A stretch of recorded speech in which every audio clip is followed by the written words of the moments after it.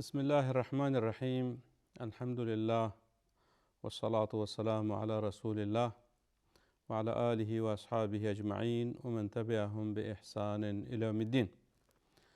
دوستان عزیز، سروران گرامی، السلام علیکم و رحمت الله و برکاته. در خدمت شما عزیزان قرار داریم در برنامه زیبای شگفتی های آفرینش.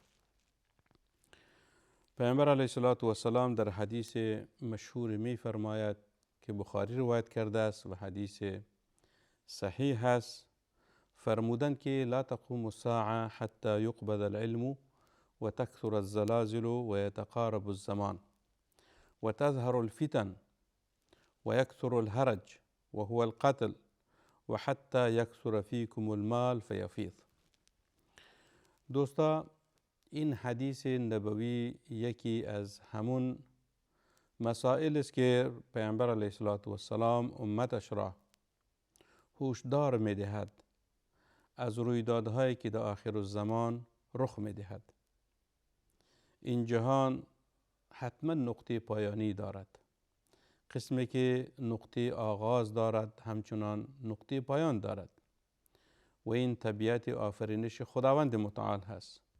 خداوند متعال هر چیز را که آفریده برایش وقت آغاز و وقت پایانی را هم معین نموده است. قسمی که خداوند متعال آفریدگار جهان هست، در رابطه با آفرینش جهان برای ما صراحتا در قرآن کریم فرموده است که خداوند متعال چگونه آسمان ها و زمین را آفرید و چگونه انسان آفرید. این چیزی آفرینش مخلوق است که خداوند خالق این مخلوق است. پس هر چیز نقطه پایانی دارد. این جهانی که ما در زندگی میکنیم و مدت زمان معین و محدود هست که انسان ها به شکل خاص و تمام زندگان ها به شکل عام همین مدت زمان عمرشان را سپری میکنن و بعد از او به نقطه پایانی میرسن و از این جهان چشم میپوشن و به جهان دیگری انتقال مییابند. این چیزی است که ما به او ایمان داریم، از جمله ایمانیات ما هست. پیامبر علیه السلام در این حدیث برای ما موضوعات بسیار مهمی را اشاره کرده است و این اشارات از علم پیامبر علیه السلام نبوده بلکه از وحی خداوندی بوده. پیامبر علیه السلام هیچگاه از غیبیات آگاهی ندارد تا که خداوند او را آگاه نساخته باشد. هیچ مخلوق جز خداوند غیب را نمیداند. غیب چی هست؟ غیب است که فردا چی کار صورت میگیرد، پس فردا چی کار صورت میگیرد، این جهان چی وقت با پایان میرسد. این را جز خداوند دیگر هیچ کسی نمیفهمد. قسمی که حدیث مشهور است که او را حدیث جبرئیل میگویند، حضرت عمر رضی الله عنه روایت نموده است که جبرئیل علیه السلام نزد پیامبر علیه السلام آمد و از او میپرسید، یعنی به شکل پرسش و پاسخ، که جبرئیل علیه السلام میپرسید و پیامبر صلی الله علیه وسلم پاسخ میداد و هدف این روش تعلیم صحابه بود که صحابه را تعلیم بدهند که دینتان چی هست، اسلام چیست، ایمان چیست، احسان چیست و روز قیامت چه وقت برپا می شود و نشانه های او چیست. در این حدیث جبرئیل که یکی از احادیث مشهور است و مسلم روایت کرده است در صحیحش، نقطه است که جبرئیل علیه السلام از پیامبر صلی الله علیه و سلم میپرسد که متى الساعه، قیامت چه وقت است، روز قیامت چه وقت است. پیامبر صلی الله علیه و سلم انسان هست همانند ما شما، تا که او را خداوند متعال آگاه نساخته باشد از خود هیچ چیز نمیداند، چرا که او انسان از بشر هست. ولی تفاوت بین پیامبر علیه السلام و دیگران است که او پیغمبر هست، پیامبر هست، پیام خداوند را برای بشر و انسان ها تبلیغ می کند. به این معنی است که پیام از جانب خداوند می آید، توسط جبرئیل علیه السلام می آید و پیامبر علیه السلام مبلغ این پیام هست. این نیست که خودش غیبیات را می داند. این حوادث که پیامبر صلی الله علیه و آله در این حدیث مشهور که بخاری روایت کرده است بیان نموده است، این از جمله غیبیات است که در آخر الزمان رخ می‌دهد و از نشانه های قربت قیامت هست. یعنی قیامت دیگه نزدیک می شود وقتی که این نشانه ها ظهور می کند. لذا علما در رابطه با روز قیامت نشانه ها را به دو بخش تقسیم کردن: نشانه های صغرا و نشانه های کبرا، یعنی نشانه های کوچک و بزرگ، خرد و بزرگ. در این حدیث پیامبر صلی الله علیه و آله به همین نشانه های روز قیامت اشاره نموده است که ما به شکل تفصیلی خدمت شما عرض کردیم. یک بخش این حدیث را می فرماید که لا تقوم الساعه، یعنی قیامت برپا نمی شود تا که این رویدادها صورت نگیرد، این تحولات در جهان به میان نآید. اکثر این تحولات در کجاست؟ در روی زمین هست. یعنی این جهان خیلی یک جهان پهناوری هست، جهان بزرگی هست. ما انسان ها یک بخش بسیار کوچک جهان هستیم. زمین یک سیاره کوچکی است در این سیاره ها و ستاره ها و کهکشان ها. یک بسیار بخش کوچک جهان هست، ما کل جهان نیستیم. لذا پیامبر علیه السلام اون مسائل را بیان می کند که به عقل ما نزدیکتر باشد و ما او را احساس بکنیم. شاید در دیگر سیاره ها و ستاره ها دیگر مخلوقات هم باشند که ما از او آگاهی نداریم و خداوند ما را آگاه نساخته است، ولی شاید باشه، خیلی چیز هاست، چرا که علم جهان تنها نزد خداوند است، دیگر هیچ کس نمیداند. لذا این تحولات در کجا رخ میدهد؟ در روی زمین. پیامبر صلی الله علیه و آله ما را هشدار میدهد که این تحولات آخر الزمان هست. چرا آخر الزمان گفتیم؟ به خاطر از اینکه رسول صلی الله علیه و آله صراحتا بیان کرد که لا تقوم الساعه، لا تقوم الساعه. ساعت به معنای قیامت هست. قیامت چی معنی؟ یعنی آخر الزمان. در وقتی که جهان به پایان میرسد قیامت برپا می شود. این جهان دیگرگون شد، نه آسمان هست، نه زمین هست، نه آفتاب است، نه مهتاب است، نه ستاره هاست، نه سیاره هاست، نه کهکشان هاست، نه دریا هاست، نه کوه هاست و نه دیگر مخلوقات. این همش در هم و بر هم می خورد، چرا که دیگه جهان نیاز به او نیست. دیگه انسان ها به یک جهان دیگر انتقال می یابند که او را بهشت و دوزخ می گویند. خداوند ما شما را از اهل بهشت قرار بدهد. در این حدیث پیامبر صلی الله علیه و آله چند موضوع را بیان کرد. اولش بود که حتی یقبض العلم، قیامت تا وقت برپا نمی شود که علم برداشته شود. از کجا؟ از روی زمین. یقبض العلم. باز در حدیث دیگری آمده است که و یقبض العلم بقبض العلماء. علم خو یک چیز معنوی هست، ولی تمثیل این صفت را کی میکنن؟ علمای دین میکنن، علما میکنن، انسان ها میکنن. مگه یکی از نشانه های قیامت است که خداوند علم را از روی زمین بلند میکند، علم برداشته میشود.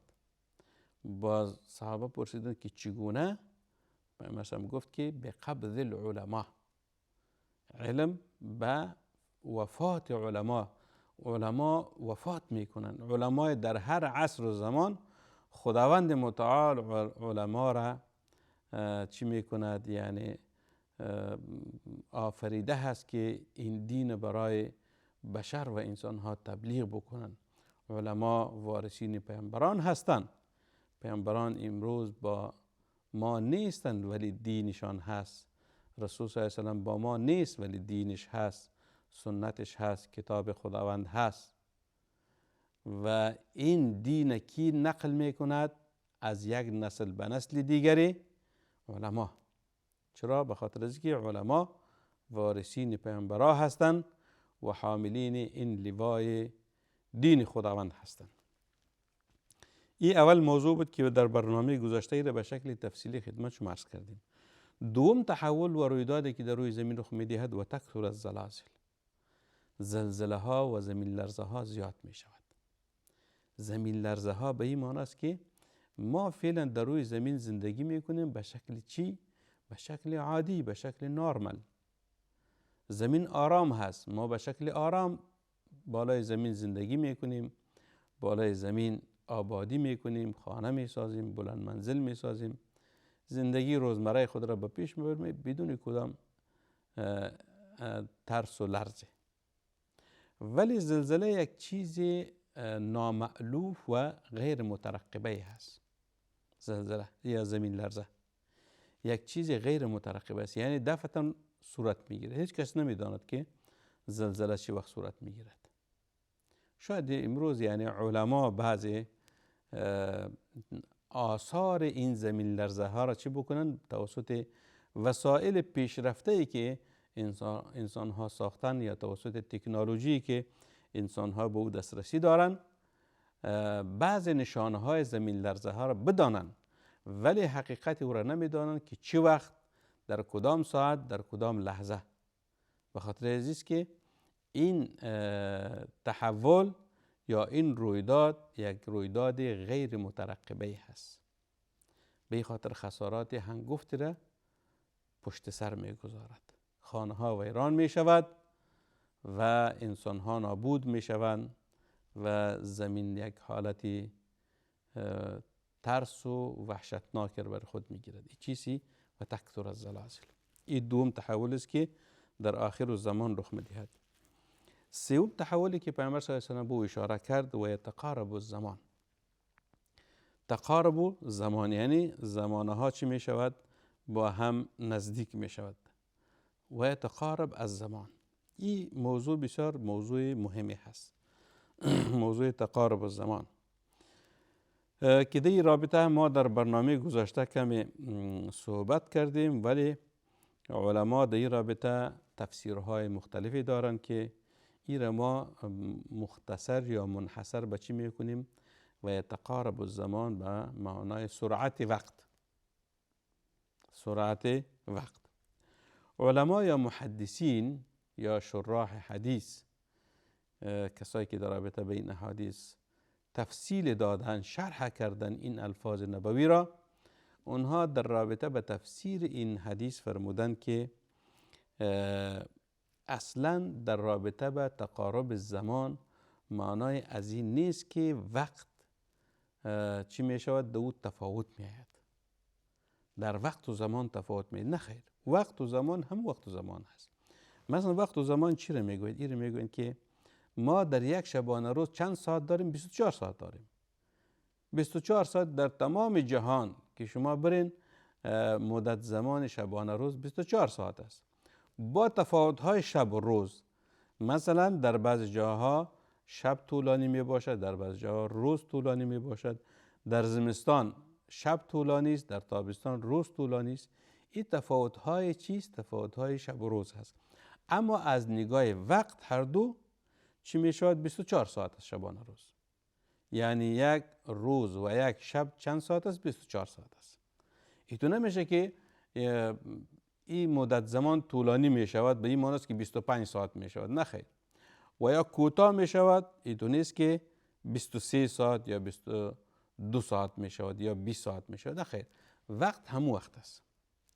و یا مثال دومیش بگوییم است که یک هفته 7 روز است. یک هفته 7 روز است. اینطور نیست که هفته 8 روز می شود یا یک هفته 6 روز می شود. یک هفته چی است؟ مثلا شنبه، یک شنبه، دو شنبه، سه شنبه، چهار شنبه، پنج شنبه، جمعه. 7 روز شد. این در زبان به نام ایام الاسبوع میگویند، یعنی روزهای هفته. روزهای هفته 7 روز است. این تا روز قیامت همین 7 روز است. اینطور نیست که تقارب زمان به این معنی می شود که 7 روز مبدل به 6 روز می شود. 7 است همون 7 است. دیگه تغییر تبدیل نمید. مثل که یک شبانه روز 24 ساعت است، تا روز قیامت 24 ساعت است. دو تغییر و تبدیل نمیاد. اما تقارب زمان باز یک تفسیر دیگر داره که او را خدمت شما عرض میکنم. و یا مثال دیگهش یک سال 12 ماه هست. یک سال 12 ماه هست. این 12 ماه به این معنی نیست که دو تغییر و تبدیل زمانی می آید. اما 12 که از 12 هست. این 12 نه 13 می شود و نه 11 می شود. حالا مثلا تاریخی که ما با او چی داریم، با او تعامل داریم، تاریخی که فعلا در جهان انسان ها با او تعامل دارند تقریبا 3 تاریخ هست. تاریخ میلادی است که تعلق دارد به میلاد عیسی علیه السلام، و تاریخ هجری شمسی هست و تاریخ هجری قمری هست. هجری قمری اکثر در کشورهای عربی با او تعامل دارند. هجری شمسی در کشورهای مثلا افغانستان یا ایران یا تاجیکستان، دو کشورها چی است؟ مردم با او تعامل دارند. تعامل تاریخیشون به اساس همی چی است؟ همی تاریخ هاست. یعنی به این معنی است که یا مثلا تاریخ میلادی در تمام کشورهای جهان چی است؟ معمول هست. در تمام کشورهای جهان معمول است. مثلا ما یک نمونهش بگیم تاریخ هجری قمری. هجری قمری که اکثر به مسائل تشریعی ارتباط دارد. مثلا ماه محرم هست، محرم، صفر، ربیع الاول، ربیع الثانی، جماد الاولی، جماد الاخره، رجب، شعبان، رمضان، شوال، ذوالقعده، ذوالحجه. این 12 ماه شد. همه قسم ماه‌های هجری شمسی است. مثلا ماه حمل، ثور، جوزا، سرطان، اسد، سنبله، میزان، عقرب، قوس، جدید الوحود. هیچ چیز این 12 ماه هست. همین قسم ماه‌های میلادی.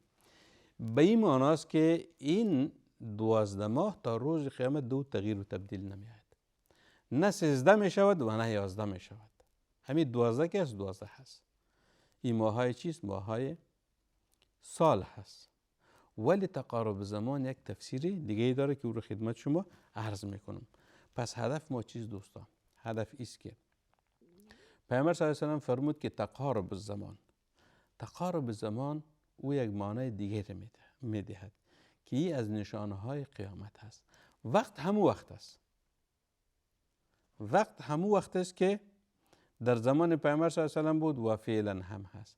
اما تقارب زمان چی معنا داره که از جمله نشانه های قیامت هست؟ یک تفسیرش علما گفتن که تفسیرش است که وقیل تذهب البرکه فیذهب اليوم واللیل بسرعه. یک تفسیر شد که وقت همو وقت است ولی بی برکت هست. برکت از وقت برداشته شده است. برکت از وقت برداشته شده است. وقت بی برکت شد به این معنی است که انسان ها اهمیت این وقت نمیدانند و بسیار به سرعت چی می شود؟ میگذرد و سپری می شود. این وقت به سرعت میگذرد و سپری می شود. پس این چی شد؟ این یک تفسیر بود که محدثین این تفسیر کرده که مراد از تقارب زمان گرفتن یا برداشتن برکت از وقت است. دوستان این موضوع بسیار مهم هست. ان شاء الله این در برنامه آینده خدمت شما به شکل تفصیلی عرض و تقدیم میکنیم. به امید است که شما هم بهره برده باشین و استفاده کرده باشین. خداوند متعال به ما شما ایمان واقعی را نصیب بکند و ما شما را از اهل بهشت قرار بدهد. و صلی الله و سلم و بارک علی سیدنا و نبینا محمد و علی آله و صحبه اجمعین. و السلام علیکم و رحمت الله و برکاته.